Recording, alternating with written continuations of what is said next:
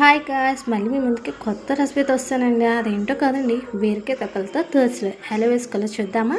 ముందుగా 2 గ్లాసులు రైస్ తీసుకొని రైస్లోకి మనం కట్ చేసుకుని బీరకాయ తొక్కల్ని తీసుకొని రెండింటిని ములిగేంత వరకు వాటర్ వేసుకొని ఒక గంటన్నర సేపు మనం నానబెట్టుకొని మిశ్రమాన్ని మొత్తం కలిపేసి మిక్సీ జార్లోకి తీసుకున్న తర్వాత దాంట్లో తగినంత అల్లం, పచ్చిమిర్చి మీ స్పైసీకి తగ్గట్టు తీసుకోండి.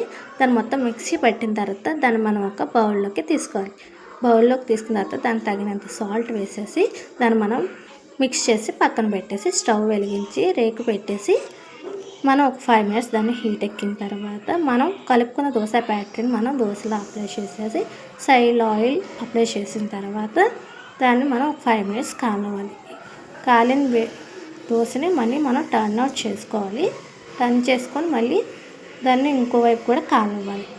అంతేనండి, యమ్మీ బీరకాయ దోశలు రెడీ. చాలా టేస్ట్గా ఉంటాయి, మీరు కూడా ట్రై చేయండి.